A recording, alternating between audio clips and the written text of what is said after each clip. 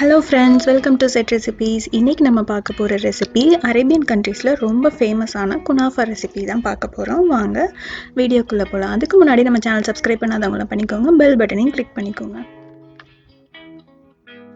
ஒரு பவுல்ல 1/2 கப் சேமியா சேர்த்துக்கோங்க. 2 டீஸ்பூன் சர்க்கரை சேர்த்துக்கோங்க. 4 டீஸ்பூன் வெண்ணெய் சேர்த்துக்கோங்க. அப்புறம் அதை நல்லா மிக்ஸ் பண்ணி விட்டுக்கோங்க. இது ரெண்டா பிரிச்சுக்கோங்க. ஒரு பகுதியை நம்ம அப்புறமா யூஸ் பண்ணிக்கலாம். இன்னொரு பகுதியில் ஆரஞ்சு இல்லைனா எல்லோ ஃபுட் கலர் வந்து சேர்த்துக்கோங்க. அது 1/2 டீஸ்பூன் சேர்த்துக்கோங்க. சேர்த்துட்டு நல்லா கலந்து விட்டுக்கோங்க.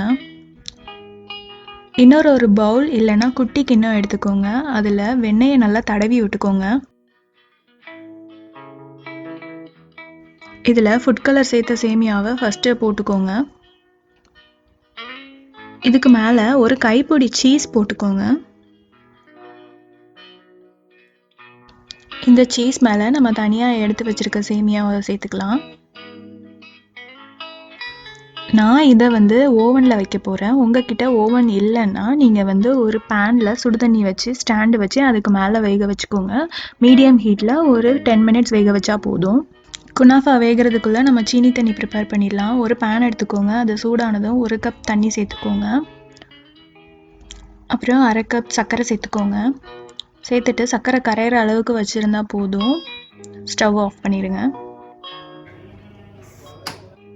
இப்போ 25 நிமிஷம் ஆயிடுச்சு. ஓவன்லேருந்து குனாஃபா எடுத்து ஒரு பிளேட்டில் குப்பரை கவுத்தி வச்சுக்கோங்க.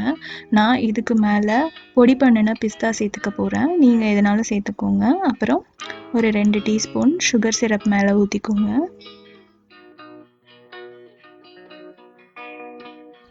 அவ்வளோதான், நம்ம குனாஃபா ரெசிபி ரெடி.